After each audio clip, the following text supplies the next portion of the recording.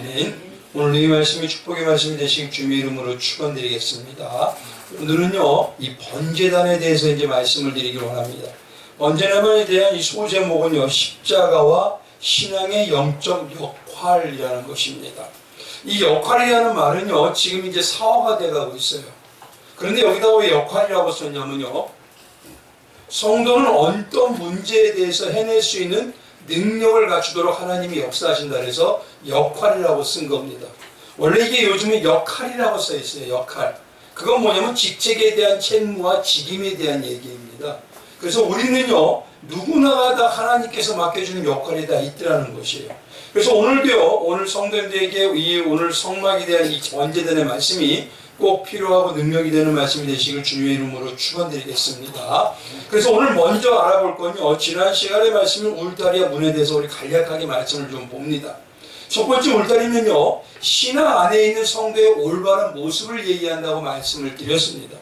성도는 오직 전신갑주로 어린 양의 피로 짠 이 세마포와 같이요, 십자가의 은혜로만 항상 감격과 감동을 잃지 않고 사는 자가 되어야 된다고 말씀을 드렸고, 그것이 바로 그리스도의 향기가 나는 삶을 말하는 것이며, 또 성도는 무엇보다 특히 신발과 같이 높아침과 같은 것을 통해서요, 온전히 복음의 중심이 되는 삶을 살아야 된다는 것입니다.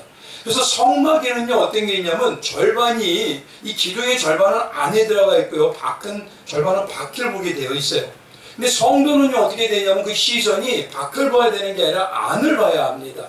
그래서 성막 안으로 들어가는 신앙과 삶이 될 때 성도가 정말 올바른 성막 중심의 신앙이 되는 것이고, 그를 통해서 예수 그리스도 안에서 깊은 은혜의 체험과 세상에 알지 못하는 놀라운 역사가 일어나는 그 은혜가 나타나게 되어 있다는 것입니다.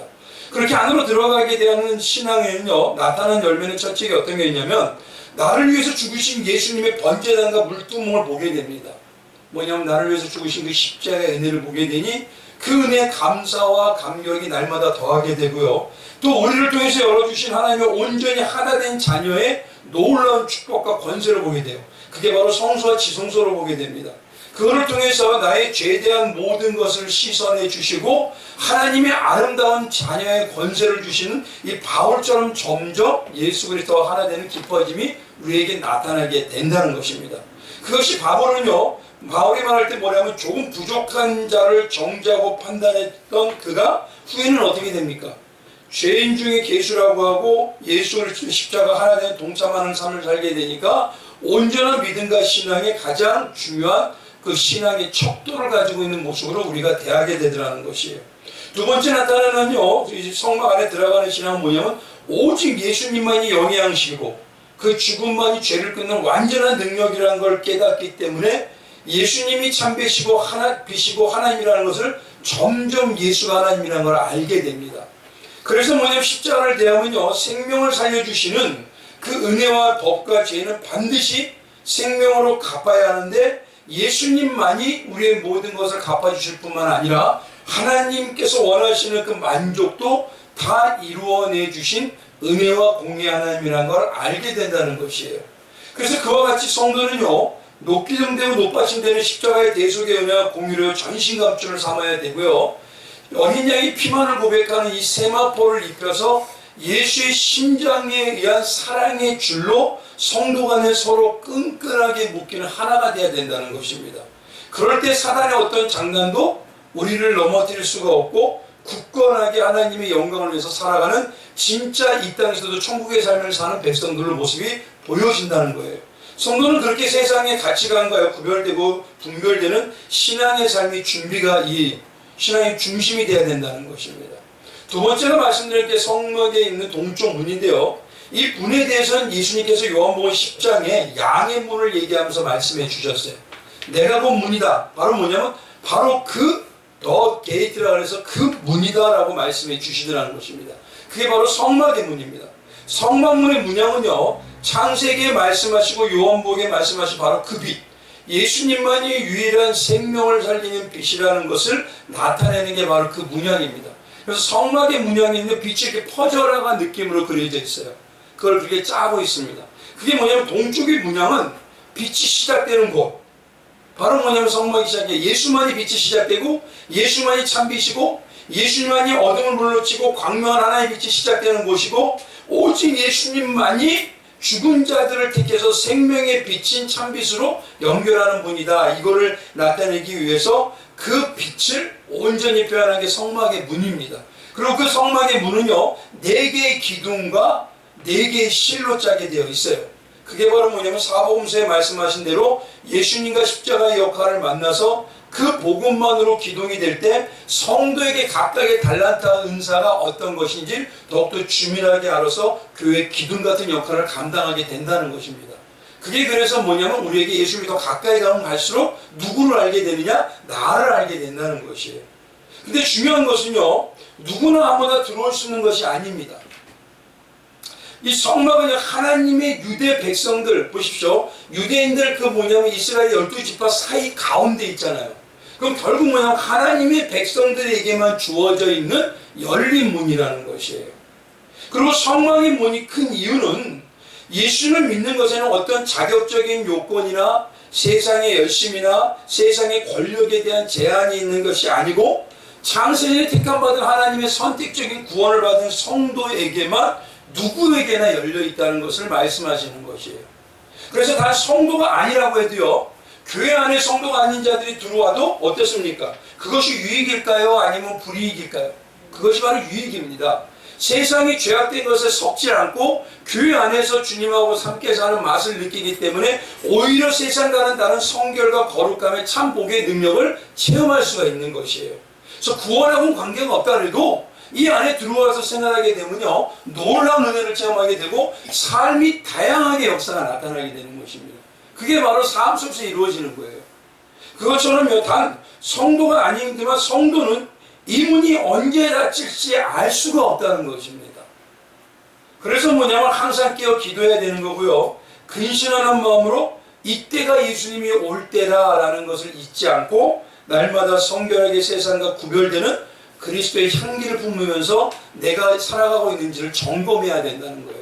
그래서 동쪽 문은 언제든지 열려 있는 것 같지만 성경에서 말하는 그 문은 반드시 닫히는 때가 와요. 근데 그게 언제입니까? 예수님도 모릅니다. 하나님만 아셔요. 그때가 닫히면요, 제가 보기에는 정말 가슴 치면서 문제 심각하게 받는 사람들 많을 수도 있습니다. 그렇기 때문에 정말 깨어있는 성령 받은 성도는 내가 분명히 이 문이 언제 닫힐지를 모르기 때문에 오늘이라도 바로 1시간 이후라도 주님과 함께 살 수 있다는 그 마음가짐으로, 그걸 일명 요즘에 말하는 우리가 신앙 얘기할 때 별세 신앙이라죠. 오늘 나는 주님을 만난다. 그럴 때 우리가 성결하게 되고요, 세상과 완전히 구별된 신앙을 가질 수가 있더라는 것입니다. 근데 이 문은요, 잘 보십시오. 갈 때는 성막에서 보는 건 큰 문이잖아요. 근데 신앙의 문은 어떻습니까? 큰 길로 가라고 하십니까? 좁은 길로 가라고 하십니까? 그걸 왜 크게 보이시지만 이 의미는요, 다양하게 있다는 거예요. 쉽게 말하면 성도에게는 좁은 문으로 들어가는 게 처음에 힘들고 버거울 수가 있어요. 그러나 내가 예수 그리스도와 하나 되고 예수가 나와 하나가 될 때 되면 이젠 좁은 길이 아니라 어떻습니까? 시온의 대로가 열리는 그 문이 되어버리는 거예요. 그것처럼요, 우리가 말씀으로 깨달아서 우리가 예수와 하나 되는 그런 큰 열려지는 문이 될 때 사단이 장난하지 못하고요, 그 삶 속에서 우리가 놀랍도록 그들의 위에서 살아가는 신앙의 역사를 이룰 수가 있더라는 것입니다. 그래서 이 문에 대해서 그 의미를 분명히 알아야 됩니다. 오늘은요, 이제 번제단입니다. 번제단에 한번 그림 보여주시고요. 말씀드렸죠? 번제단에 문을 들어가면 맨 먼저 만나는 게 뭐냐면 그 동쪽 문은 번제단입니다. 이 성막의 문을 통과하면 가장 먼저 만나는 게요, 구약시대의 예배인 제사를 드리는 번제단입니다. 먼저 결론적으로 말씀드리면 이 번제단의 의미도 역시 누구시라고요? 예수 그리스도와 십자가에 대한 의미를 예표하고 있습니다. 근데 가장 먼저 여기를 통과하지 않으면요, 문제는 뭐냐면 이 하나님의 임재와 성결도 경험할 수가 없어요. 성결할 때 우리에게 놀라운 성령의 역사가 더욱 뚜렷하게 나타나거든요.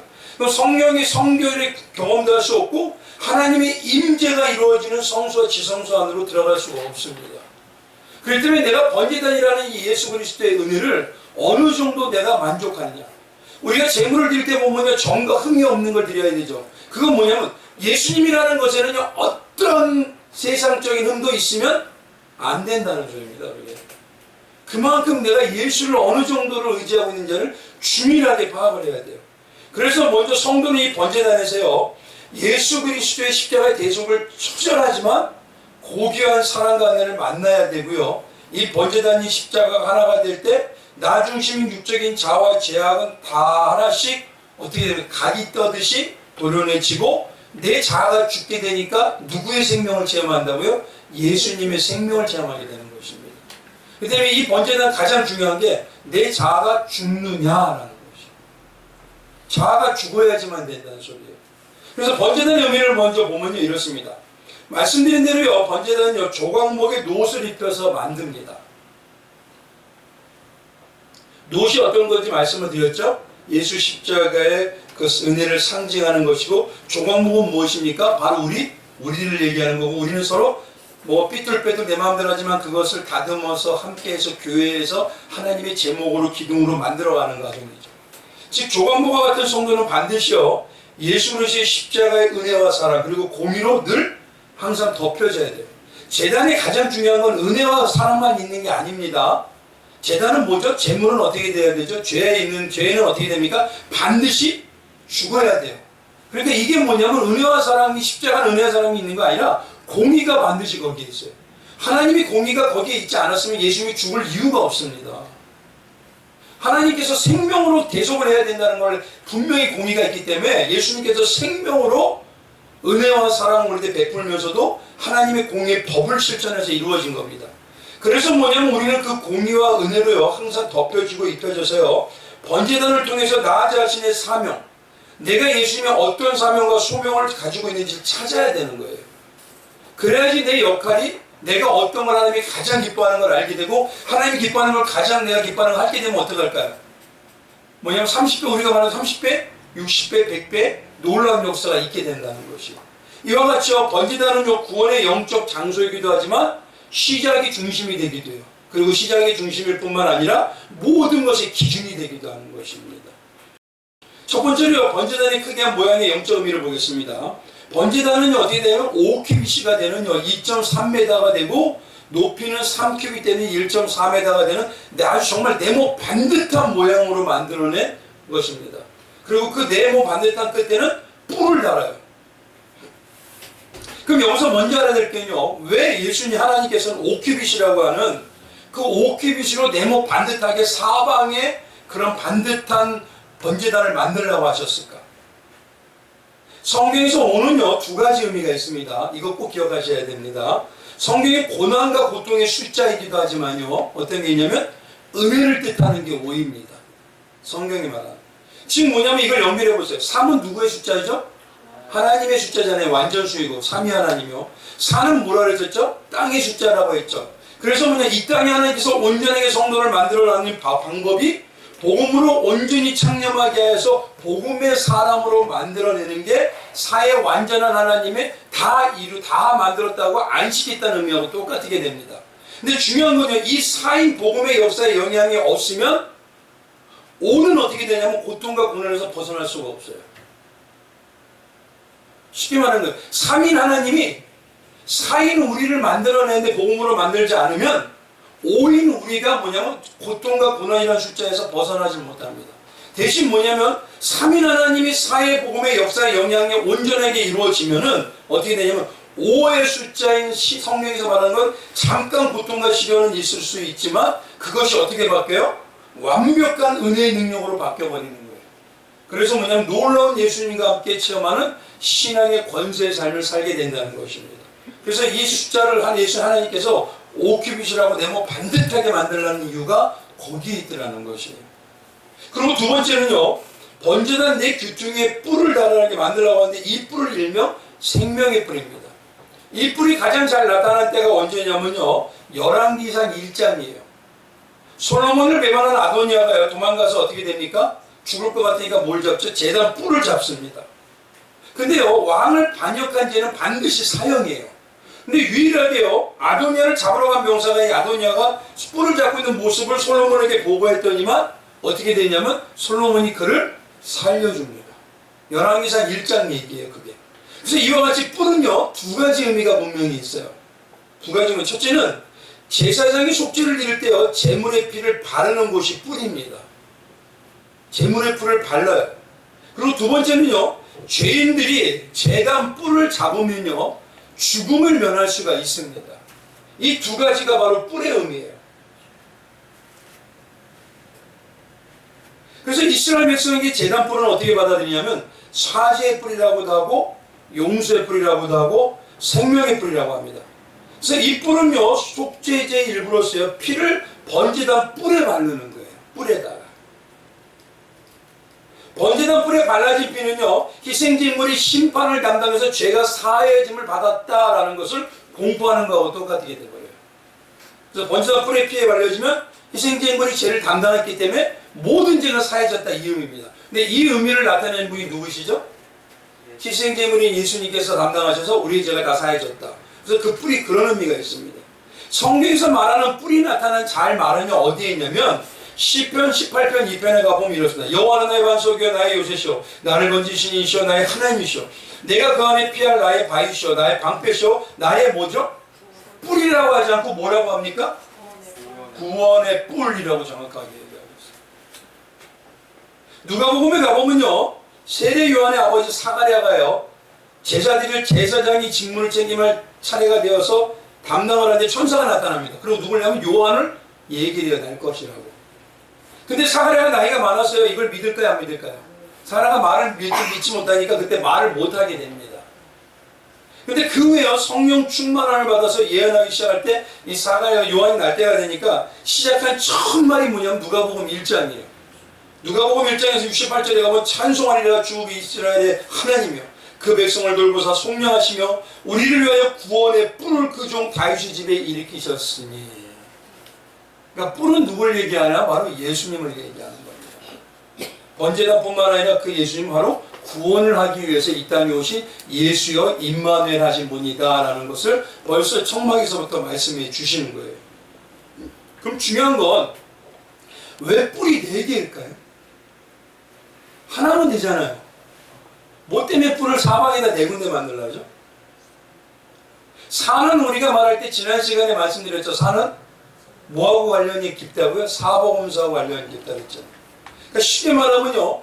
죄를 사해준 구원의 예수님의 능력은 어디까지 퍼져야 됩니까? 그렇죠. 사방으로 퍼져야 된다는 소리입니다. 그래서 복음이라는 좋은 소식을 말하는 걸 영어로 보면요. 북쪽과 동쪽과 서쪽과 남쪽의 영어를 보면 이게 딱 하나로 보면 뉴스라는 말이 돼요. 그래서 굿 뉴스가 되는 게 바로 복음입니다. 그래서 구원의 복음의 기쁜 소식은요. 예루살렘을 시작해서 온 유대와 사마리아와 땅끝까지 일러 증거가 되어야 된다는 것입니다. 그래서 뿔이 하나면 되지만 4군데다 딱 다르라고 하신 거예요. 온 세상에 증거가 되어야 된다. 그럼 전제단에서 또 중요한 게 뭐가 있냐면 불이죠. 번제단에 제사 드리는 불. 이 불은요 그냥 아무 곳에나 붙여서 오는 불이 되면 안 됩니다. 큰일 납니다. 그러면 번제단의 불은요 언제 시작되냐면 모세가 성막을 완성해서 처음 제사를 드릴 때 하나님께서 직접 주신 불이에요. 그래서 레위기 9장 24절에요 하나님이 지셨다는 게 말씀이 나옵니다. 그래서 레위기 6장에 가보면요 하나님께서 하늘에서 불을 내려주시고 단 위에 그 불을 향해 피워 꺼지지 않게 하여라 라고 말씀하세요. 절대 그 불을 꺼지지 않게 하라는 겁니다. 하나님 주신 불. 밤에도 계속 불씨가 꺼지지 않게 되고요. 레위기 6장에 쭉 보시면 됩니다. 재물이 없을 때도 꺼지면 안 됩니다. 재물을 드리지 않는 안식일에도 꺼지지 않아야 됩니다. 이 불은요 천지지변이나 강풍이 불어도 절대 꺼지면 안 됩니다. 물론 하나님 주셨으니까 꺼지지 않았겠죠. 또 뭐냐면 이 불 외에 다른 불을 붙이면 하나님이 어떻게 하냐면 죽음을 면치 못합니다. 그래서 증거가 나타나는 게 아론의 아들 나단과 나답과 아비후가 각기 향로를 가져다가 하나님 명하지 않은 다른 불을 담아서 분향을 했어요. 그랬더니 하나님 앞에서 여호와 앞에서 불이 나와서 그들을 어떻게 합니까? 삼켜버립니다. 여기서 말하는 다른 불이 나왔다는 그 삼켰다는 게 뭐면요 그거 쉽게 말하면 이겁니다. 하나님이 말하는 하나님의 방식이 아니라 인간의 방법으로 하는 어떤 속죄도요 하나님은요 그냥 두지 않는다는 소리입니다. 그건 하나님이 오히려 진노를 더 많이 하면 할수록 진노를 자초하는 거예요. 그러니 지금 우리 기독교가 하나님의 어떻게 보면요 진노를 끌어당기고 있어요. 하나님 예수님이 아니라 인간을 높이고 있어요. 지금 목자가 그러니까 예수님 자리에 앉아있고 어떤 성도의 특경은 예수님 자리에 앉아있고 교회 건물이 예수님 자리에 앉아있어요. 그럼 그 다른 방법을 하나님은 가만두지 않습니다. 이 다른 불을요 바울은 그래서 성경에 뭐냐면 다른 복음이라고 얘기해요. 갈라디아서 1장에 가보면 이렇게 다른 복음은 없나니 다만 어떤 사람이 너희를 교란하여 그리스도의 복음을 변하게 하려 함이라. 그러나 우리가 오늘 하늘로부터 온 천사라도 우리가 너에게 전한 복음에 다른 복음을 전하면 저주를 받을 것이어다. 왜냐하면 천사라도 하면서 이 천사가요 유대인들에게 대단히 중요했습니다. 근데 그런 자라고 하더라도 다른 복음, 다른 불이나 다른 복음을 전하면 그는 저주를 받을 것이다. 하나님한테 저주받으면 어떻게 되죠? 영원히 멸망.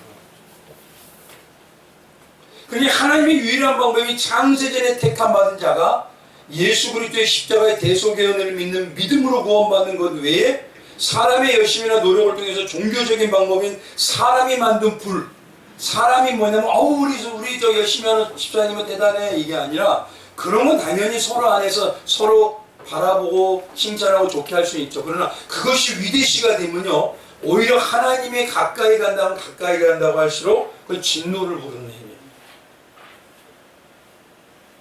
그러니 아무리 인간으로 말을 잘하고 변론을 잘하고 많은 것을 알고 있다 해도요 복음은 인간의 방법인 인간 그 복음 안에 인본주의가 섞이는 것을 절대 용납을 안 하죠.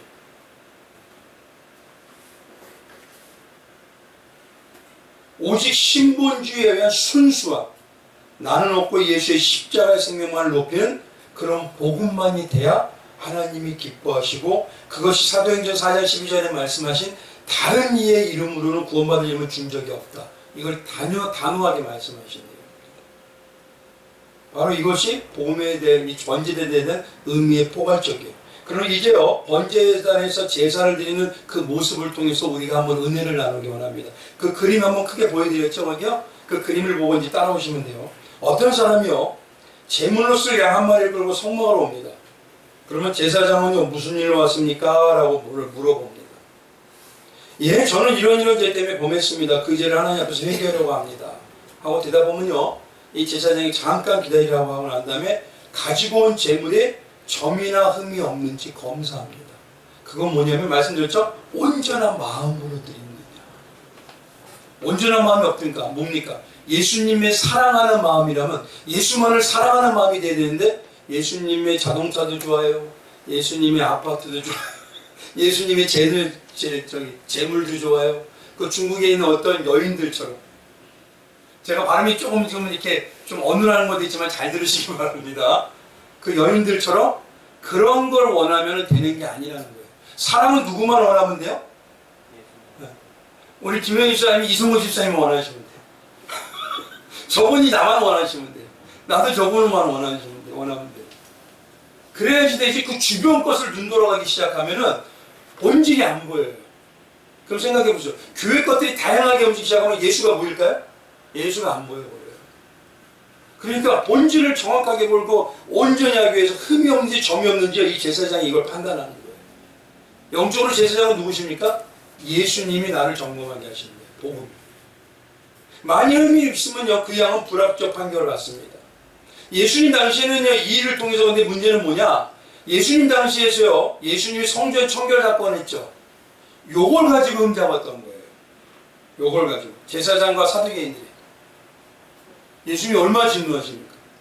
그래서 노끈을 채찍으로 만들어서 어떻게 했죠? 막 상을 다 엎어버렸어요. 그만큼요 하나님 앞에 예수를 그리스도 통해서 알아가는 제사를 드리고 예배 드리는 거기에 다른 마음이 들어가면 하나님은 너무너무 싫어하죠. 아무튼 그렇게 돼가지고요 제사가 적합하다는 양으로 판정되면요 양을 데리고 온 사람으로 하여금 그 양이 머리에 뭐냐면 손을 얹고 안수를 하게 해요. 그게 정가시키는 겁니다. 뭐죠? 나의 죄를 양에게 정가죠. 예수님이 우리의 죄를 다 받으신 것을 얘기하는 겁니다. 여기서 안수는 말씀대로 나의 죄를 밀어넣는 거예요. 양에게 안수를 함으로써 그 사람의 죄가 양에게로 전가됩니다. 그러면 세 번째로 그 다음에 제사 드린 자가 번제를 드릴 양을 죽입니다. 누가 죽일까요? 제사장이? 아닙니다. 제사 드리는 사람이 양을 죽입니다. 여기서 첫 번째로 이겁니다. 뭘 알아야 되면 자기가 애지중지하던 사람의 양. 제사 드리기 위해서 양을 어떻게 키웠을까요? 빛깔부터 시작해서 먹는 것부터 시작해서 얼마나 중요하게 했었을까요? 근데 그 양을 죽을 때 어떤 보면 내가 사랑하는 양이 나의 죄 때문에 죽게 됨을 가슴 깊이 새겨지는. 그러니까 예수님이 사랑한다면 그 예수님에게 어떤 사랑을 하고 있냐는 거예요, 지금. 어린 양이신 그 예수님에게.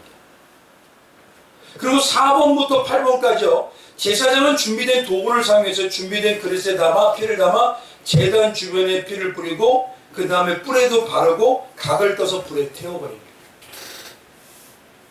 이런 정과정을 통해서요. 양을 가지고 온 사람은 양이 피를 흘리고 각이 떠지며 불에 타는 광경을 보면서 뭐냐면 그래 지금 이 자리에서 불에 타 죽어야 될 게 누구다? 나다. 이거를 분명히 가져와야 돼요. 그러니까 우리가 예배 때 드리면요 예수님을 들 때마다 맞아 먼저 알아야 될 게 이겁니다. 예수님 은혜보다 나 때문에 내가 어떤 죄인이라는 걸 먼저 알아야 돼요. 오늘 말씀 빌립을 보면서 어떻게 알았죠? 빌립을 볼 때 쓰다. 빌립이 바로 누구다? 나라는 걸 먼저 알아야 돼요. 그러고 예수를 만나야 되는 겁니다. 내가 왜 예수가 필요한지. 근데 우리는요 나는 죄인이 아니라 교회 오면 의인이 되어버려요. 그러니까 예수의 절절함이 많이 반감이 돼요. 매 순간마다 제사 드리는 그 순간마다 회개하며 불에 타고 있는 재물과 자신이 하나 될 때 그 사람의 죄가 어마어마하게 하나님 앞에 사해지면서 역사와 은혜, 성결의 능력이 나타나요. 이것이 정가받은 성도가 가져야 될 마음이고요. 성경에서 말하는 대속의인을 정가받았다는 의미에 대해서 전에도 말씀을 드렸죠. 정가받았기 때문에 우리는 구원받았으니까 내 마음대로 살자. 내가 원하는 대로 살아도 나는 구원 잃지 않는다. 성령 받은 성도는 그렇게 살 수가 있다? 없다. 하나님이요 그렇게 두지 않습니다. 내 자식들은. 그럴 때문에 구원 은혜 받은 은혜로요 생명을 살려주셨기 때문에 정가받은 성도는 반드시 성령 하나 삼위 하나님께서 어떻게 하냐 온 하나님이 전체 다 힘을 쓰셔서 환경도 조성하시고 사람도 조성하고 내 자신에도 내 마음속에도 다 만드셔서 십자가의 삶에 동참하게 만들어요. 그게 바로 성경이 말하는 온전한 정가함입니다. 이것이 바로 바울이 말했죠. 나는 죽고 예수로만 사는 것. 근데 레위기에 보면요. 이 번제단에서 제사 드리는 걸 설명할 때 뭐라고 하냐면은 레위기 3장 16절에 어떻게 되냐면요. 이는 화제라.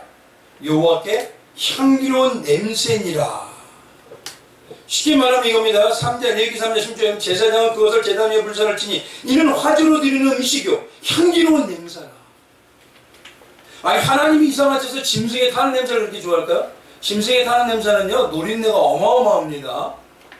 제가 태국을 한번 선교를 가봤더니요 나라 전체가 향내예요 그냥. 저는 거기서 그거 맡아가면서 어떻게 이러고 살지? 진짜로 나라 전체가 향내가 나요. 선교를 가는데 공항에 딱 내리자마자요 향내가 확 풍겨 들어와요. 근데 이 제사를 드릴 때 되면 한두 사람이었겠습니까? 250만 300만이. 그러니 그 짐승의 노린내를 하나님이 좋아할까요? 그 재물이 타는 냄새가 그렇게 좋아서 향기로운 냄새를 할까요? 그게 아니고요. 재물이 탈 때 뭐냐면 우리에 있는 죄도 그 재물과 함께 다짐을 해서 그 냄새를 하나님 맡을 때 뭐냐면 독생자 예수 그리스도를 바라보시는 거예요. 그러니까 예수님을 바라보시고 그 예수님의 의로운 죽음이 우리의 모든 것을 없애게 해주시니 그 예수님의 죽음이 향기로운 재물이다. 향기로운 향기다. 냄새다라고 얘기하시는 거예요. 그래서 우리가 여기서 오해하지 말아야 될 건요. 제물을 드릴 때 나의 것을 드리는 예물을 드리고 헌신하고 헌금하고 내 시간을 드렸다고 해서 죄상을 받고 하나님께 기뻐하실 것이다? 그거 아닙니다. 그거 쉽게 말해요. 하나님의 가족은 하나님의 내 아버지를 위해서 쓰는 게 당연할까요? 특별할까요? 어떻습니까? 자녀를 위해서 가족을 위해서 내가 열심히 노력하고 헌신하고 최선을 다하는 게 특별한 거예요? 다 당연한 거예요. 그런데 뭐냐면 기독교는요 이걸 특별하게 만들어 버렸어요 지금. 그런 행위가 특별하다고 해요. 아니요. 우리는 아무리 한다 해도요 하나님 앞에 가면은 어떠냐면요 아주 작은 겁니다. 신앙 가만히 봐보십시오. 시작부터 마지막까지 다 하나님 준비해 주시는 거예요. 우리 그 안에서 사는 겁니다. 예를 한번 들여나 보세요. 하나님이 사는데 우리가 만약 유치원 아이가 아빠를 너무 사랑해서 카네이션 하나 달아드려요. 그러면 이것도 아이에게 특별한 행동이잖아요. 근데 부모가 볼 때는 어떻습니까? 대단한 일인가요? 흐뭇한 일이긴 하죠. 근데 왜 그게 흐뭇한 일이고 그걸 왜 그냥 귀하게 여길까요? 내 자식이 날 사랑하는 표현 아니에요. 그게 뭐냐면 가치가 있다는 거예요. 근데 우리는요, 교회 안에서 조금만 하면 내가 얼마나 하나님한테 헌신했는데, 그러니까 마태복음 7장하고 똑같아요. 하나님, 내가 선지자로 했잖아요. 아니, 목사는 하나님이 시켜줬으니까 하는 거죠. 뭐 사자 들어간다고 권력받으려고 하나? 아니에요, 그거. 하나님 은혜로 세워주셨으니까. 이 죄 많은 인간 말씀 전할 수 있게 해주셨으니까. 이 은혜가 얼마나 감사합니까? 믿게 해주십니까? 그렇지만요, 하나님 입장에서 보면요, 참 아주 어린 자녀가 나한테 그냥 사랑해요, 사랑해도 아니야, 따당해요, 이 말 한마디 하는 거예요. 근데 그게 너무너무 하나님께서 우리를 완전한 죄를 없애주면서 독생자 아들까지 주신 거에 따지면요, 이건 상상이 안 되는 사랑입니다. 그러니 우리가 어떤 예물을 드리고 우리가 어떤 제사를 잘 드렸다고 해서 기뻐하는 게 아니라 우리의 마음을 예수 그리스도의 마음으로 하나가 딱 되니까 하나님이 그 예수의 제물을 바라보시며 우리의 그 작은 몸짓을 너무너무 기뻐하시더라는 것이죠. 그렇게 우리를 받아들여야 됩니다. 누가복음 15장에 가보면 탕자의 비유라고 있죠. 근데 왜 탕자의 비유죠, 거기가 이름이? 탕자의 비유라는 건 주인공이 누구라는 소리예요? 탕자라는 소리 아닙니까? 탕자가 나갔다가 뭡니까? 아버지 재산 다 가지고 난 다음에 가가지고 허락만 강하게 쓰고 자업에다 죽게 생겨되고 더 이상 살 게 없으니까 다시 돌아온 거잖아요. 근데 원래 이 탕자의 비유는 탕자의 비유가 아니라 아버지 비유가 맞아요. 아버지는요, 이미 알아요. 아버지가 살아계시는 동안 자식이 재산 가지고 가면요, 그 자식은 마을에서 돌 맞아 죽어요, 그냥. 진짜입니다, 이게. 어떻게 아버지가 살아있는데 그걸 재산을 달라냐? 그건 뭐냐? 아버지 빨리 죽으세요, 이 소리예요. 근데 아버지는 아무 말도 없이 자식에게 돌아갈 재산을 다 줘요. 가지고 가면 어떻게 된다는 거 벌써 알까요, 모를까요? 그런데도 그 주고 난 순간부터 상고가 먼데도 벌써 나와 계셔서 하루 종일 아들 오기만 기다려요. 이게 누구를 표현하신 거예요? 하나님이 우리를 기다려요. 그러면서 뭐냐면 그 마음에 움직이게 하는 것도 성령이 그 아들에게 가게 해서 탕자에 가서 마음을 움직이는 거죠. 아버지 집에 가자. 그러면 종으로라도 먹고 살고 있지 않느냐. 근데 그걸 아들을 보자마자 아버지가 어떻게 하죠? 달려나가서 꽉 안아버려요. 잘 보십시오. 방탕하고요, 율법에 위배되는 아들은 돌에 맞아 죽는다 그랬죠. 근데 그러면 그 아들이 돌아올 때 어떨까요? 마을 사람들이 볼까요, 안 볼까요? 이 소문은 순식간에 퍼집니다. 그럼요, 야 준비해. 뭐 준비해요? 짱돌 준비해. 이러고 나와요. 어떻게 저런 폐역한 놈이 들어와? 이 마을에. 근데 그걸 아시기 때문에 아버지가 먼저 달려가서 안아버리는 거예요. 누가 맞아 죽겠다. 아버지. 하나님이신 예수님이 우리에게 오서 우리의 죄를 덮을 때요, 사단은요, 한마디로 우리를 짱돌같이 예수님을 다 해요. 근데 그거를 다 받아주시고. 그러니 이게 탕자의 비유가 아니라요, 아버지의 비유입니다. 그래서 제물을 드릴 때요, 가장 대표적으로 예배를 드리는 게 누구냐면 가인과 아벨이에요. 가인과 아벨을 볼 때요, 보시죠. 제물 때문에 그렇게 인정하셨을까요? 아니죠. 창세기 4장 5절에 한번 가보시죠. 가인과 그 제물을 받지 않아요. 그렇죠? 누구와? 제물이 중요한 거예요? 뭐가 중요한 거예요? 우리 마음을 받으시길 원하는 거지, 마음도 없는 거는 오히려 마태복음 7장이 그들과 같이 될 수밖에 없습니다. 그래서 하나님은 가인과 그 제물, 아벨과 그 제물이라고 얘기하죠. 근데 어떤 분들은 그런 얘기를 하세요. 아벨은 피로 제사를 드렸고 양으로 드렸기 때문에 그 법에 맞았다. 그것도 틀린 말은 아닙니다. 근데 중요한 건요, 이런 양을 드리고 피를 드리는 그 율법적인 것은 언제 나왔어요? 창세기 때 있나요? 출애굽기 때 나왔습니다. 출애굽기 때 정립이 되었고요. 가인과 아벨의 제사는 그 전이에요. 그리고 제사를 드릴 때 보면 항상 피만 드리는 제사가 있는 게 아닙니다. 어떤 제사도 있죠? 이걸 흔드는 거 보면 일명 뭐라 하죠? 그 소제라고 해요. 소제. 유대인의 전설에 따르면요, 제사 드리는 제물은 도살당할 때도 한 번도 반항한 적이 없다.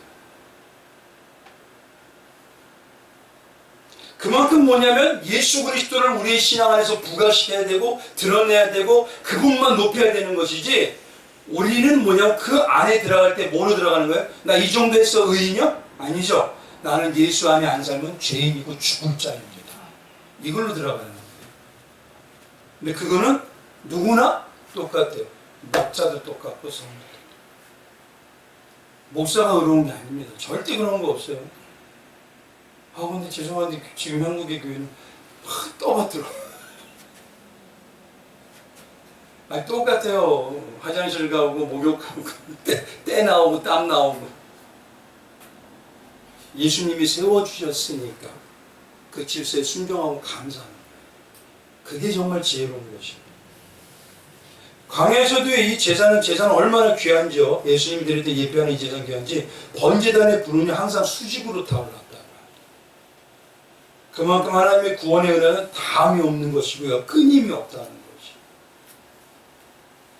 이걸 반대로 한번 보십시오. 하나님의 은혜가 다함이 없고 끊임이 없고 유대인, 이스라엘 민족이 멈춰서 한 곳에만 있었나요?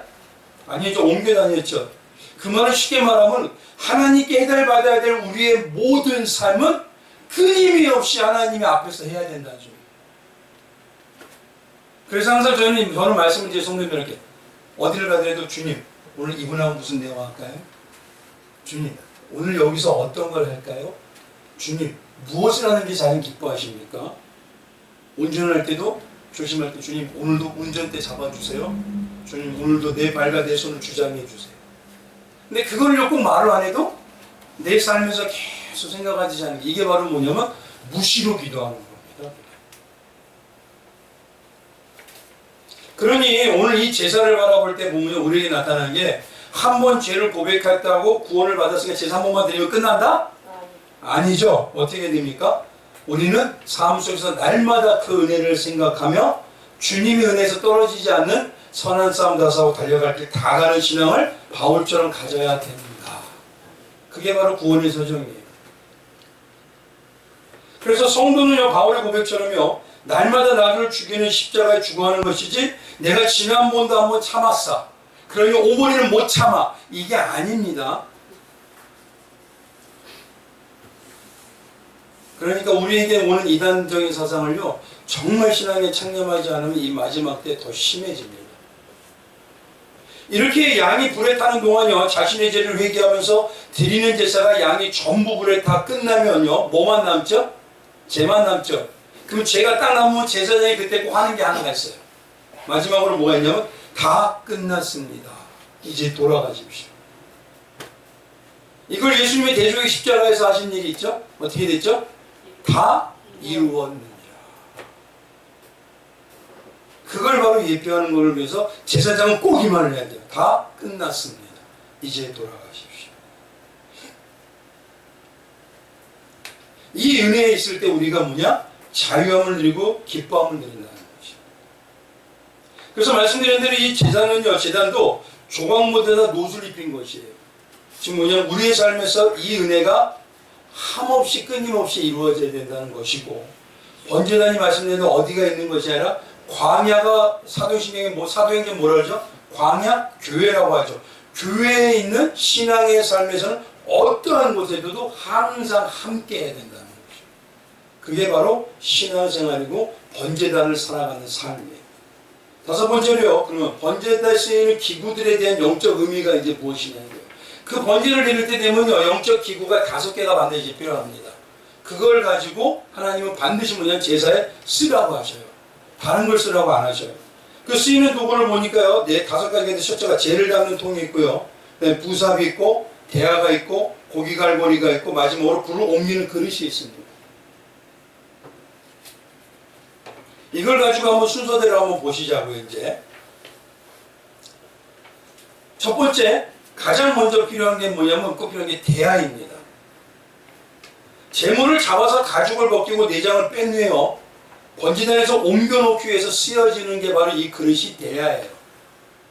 그러니까 재물을 잡으면 담아서 옮겨야 되잖아요. 그게 바로 대야입니다. 대야는 쉽게 말하면요, 고기를 담는 그릇이에요. 예를 들어서 소를 제물로 드리는 데는요, 소 한 마리를 한꺼번에 제단에 올리는 게 쉬울까요?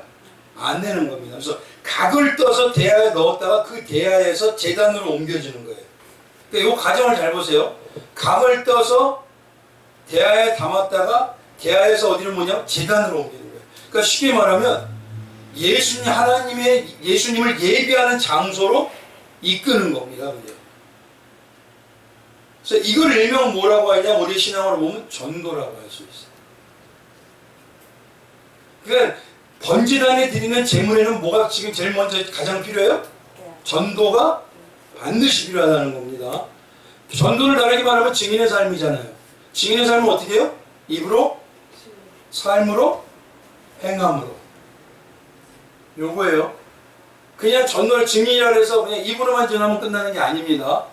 그래서 전도를 진짜 하려면요, 복음을 전하고 관심 있을 때 삶 속에서 같이 살아가는 걸 보여주는 거예요. 그리고 그 삶이 될 때 내가 정말 행함으로 그를 가장 좋은 거를 준다는 표현을 하면서 예수의 심장으로 하는 것입니다.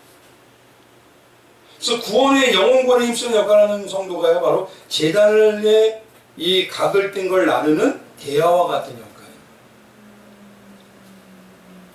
그러니 가장 먼저 뭡니까? 대야와 같은 역할을 해야 될 게 뭐죠? 증인이 돼야 되고 전도가 되잖아요. 그러면 우리가 어떤 존재를 잘 알아야 돼요. 영적인 흐름. 그리고 왜 구원이 필요한지, 왜 예수를 체험해야 되는지, 십자가의 피와 살가 나에게 왜 필요한지, 내 입술의 고백과 삶의 행함에 왜 담아야 되는지, 이걸 먼저 아는 자가 증인이 된다는 건 뭐라 그랬죠? 습관적으로 나오게 되는 자가 돼야 돼요. 그게 바로 대야의 역할이에요. 가장 큰 대야는 누구셨습니까? 예수님이죠. 예수님은요, 어디를 가든지 습관적으로 십자가의 복음이 나오셨어요. 그리고 우리가 그렇게 잘하는 바울이 바로 그렇게 했습니다. 나의 오직 자랑은 뭐죠? 예수님의 십자가에는 자랑할 것이 없다. 두 번째는 고기 갈고리입니다. 고기 갈고리는요, 대야에서 옮겨 담은 고기를 찍어서요, 제단에 넣고 불에 타는 동안 다른 곳에 떨어지지 않게 고정시키는 도구예요. 이건 교회 안에서요, 예수님의 십자가의 은혜와 성령의 불로 어떻게 합니까? 나는 어떻게 되죠? 죽잖아요. 그리고 예수님이 십자가로 사는 자가 되게 하는 과정이에요. 번제단에 불을 태운다는 건요. 그럼 한번 봐보십시오. 온전히 자아가 태어짐으로 인해서요, 예수님이 십자가의 사랑과 은혜의 능력과 권세가 나올 때가 되면은 그게 쉬울까요? 한번 우리 여쭤보겠습니다. 신앙의 삶이 쉬운가요? 아니죠. 그렇게 되면 어떤 일이 있죠? 못 살겠다 하고 튕겨져 나가는 자가 있어요, 없어요? 있어요. 그거 못 튕기게 사랑으로 갈고리로 빡 찍어야 되는 거예요. 그러니까 지금 우리 이제 비운다 쉽게 말하면 장로님이 그 역할을 참 잘하시는 거예요. 탁 집어내는 거예요. 한번 보시죠. 튕겨나가는 데는 두 가지가 있습니다. 이거 잊지 마셔야 됩니다. 첫 번째는 뭐냐면 어떤 사람이 교회 새로 오면요, 모든 사람이 교회다 쉽게 정착하지 않습니다. 그런데 교회가 한 주, 두 주 다녀서 설교를 들으면 좋아할지 모르지만 정말 십자가 복음으로 가게 되면요, 제일 먼저 드러나는 게 뭐죠? 나의 죄성이 들어가니까 말씀이 어떨 때 검처럼 찔러요. 나의 욕망과 욕심이 자아를 잘라내요. 도려내니까 내가 찔리고 아픔이 있어요, 없어요? 그러면 그가 찔리고 아픈 걸 견디지 못해서 튕겨나가려고 하는 분들이 있어요. 아우, 힘들어. 근데 그걸 힘들게 우리가 하는 게 아니라 항상 말씀드린 거죠. 그거 누가 해주신다? 성령이 해주신다잖아요. 근데 어떤 분은 자꾸 우리가 해낸다고 생각해요. 우리는 그냥 예수님과 살면 돼요. 근데 예수님이 나를 그렇게 만들어 가신다는 겁니다. 근데 그런 도려내는 아픔이 있을 때 되면은 억지로라도 튕겨나가려고 해요. 근데 그 아픔이 있는 거는 이제 봐보시죠. 내가 죄악된 암덩어리를 도려내고 내가 잘못된 걸 다 잘라낼 때 되면 그 다음에 뭐가 나온다는 거예요 이제? 영적 새살이 나오는 겁니다. 근데 영적 새살이 나올 때도 아파요 안 아파요? 아파요. 찔끔찔끔 아파요. 근데 그걸 못 견딜 때가 될 때 아니요. 나도 그런 일을 겪었지만 하나님 반드시 우리를 잘합니다. 딱 사랑의 고리를 어떻게 해야 된다? 찍어야 되는 거예요. 그걸 끝까지 붙들어야 된다. 말씀을 통해서 목사님 말씀을 통해서 변화되지만 끝까지 버팅기시는 건 성도들이 잡아줘야 되는 거예요. 목자 혼자 되는 게 아닙니다. 두 번째는 뭐가 있냐면요. 신앙 안에서요. 살다 보면 어떤 이유에서인지 못 견디고 튀어나가는 분들이 있어요. 근데 그분들이 하는 말 중에 대부분이 어떤 말이냐면 이런 말이 있어요. 내가 어느 교회 갔는데 교회가 냉랭하고 사랑이 없고요. 자기 자리는 자기가 고수한다고 자기 거 뺏으면 난리 나요. 이런 분들이 있어요. 아, 그거 어떻게 내가 거기 있어요? 그러고 난 다음에 얼마 있다가 너무 개인주의 분위기가 강해서 저는 못하겠어요. 근데 그렇게 되면 뭐가 되냐면요. 이제부터 그는요, 어느 교회도 믿지 못하는 거예요.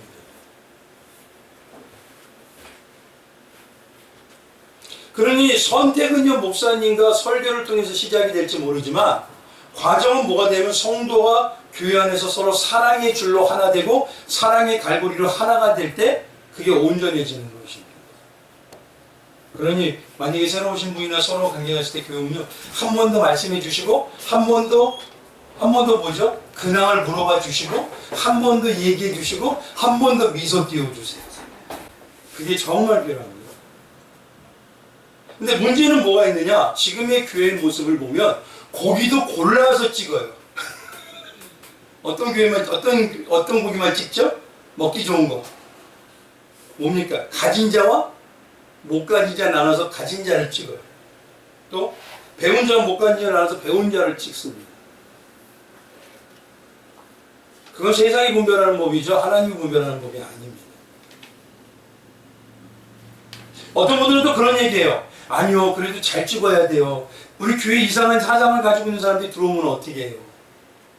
그래서 잘 보십시오. 예수님 당시에도 그런 사상이 있는 사람들이 들어왔을까요? 안 들어왔을까요? 들어왔죠. 그런데 문제는 중요한 건 뭐냐면 복음으로 신앙으로 말씀으로 올바른 교리와 신학으로 딱 규정이 되면요. 들어와다가도 질이 멸멸합니다. 근데 그런 마음으로 자꾸 우리가 걱정돼서 한다는 건 뭐냐면 구독이 무서워서 잠 못 자는 거하고 닦는 거하고 똑같아 버려요. 그러면 아무것도 못해요. 전도도 하지 말아야 되고 예배도 드리지 말아야죠. 처음에 제가 그랬죠. 우리 이성훈 씨한테 이런 얘기 드렸어요. 유튜브 올 때 좀 걱정스러워요. 저 그랬어요. 왜요? 그거 가지고 찍는 분들이 있으니까. 근데 그거 그들대로 찍으라고 하고 감사하게 이성훈 씨가 해주시니까 아이고 이제 때가 됐나 보구나 감사합니다라고 하세요 그러는 거예요. 나머지 누가 하시기 때문에 그걸 믿고 나가는 겁니다. 그러니까 우리는요 끝없이 말씀과 예수님의 사랑으로 확 끼워야 돼요. 목사부터 성도님까지 다 그냥 사랑의 고리로 확 끼워버려야 돼요. 그래야지 온전히 돼갈 수가 있습니다. 세 번째가 부삽입니다. 부삽은 뭐냐면 번제에서 제사를 드리고 나면요 재가 남아요. 그럼 그 재를 긁어서 모아서 모으는 도구입니다. 부삽이. 근데 이 부삽은요 꼭 같은 거하고 하나가 돼야 돼요. 뭐냐면 재를 담는 통하고 하나가 돼야 돼요. 무슨 말인지 알죠? 이건 쉽게 말하면 뭐죠? 성도는 뭐 해야 된다? 연합해야 됩니다. 나만이 되면 안 됩니다. 그래서 부삽을 가만히 보면요. 이 죄는요. 다음 제사를 위하던가 또 정결한 제단을 만들기 위해서 삶에서 치워야 됩니다. 근데 죄인인 우리가 예수님의 십자가의 대로 살다 보면 성화되는 과정 속에도요.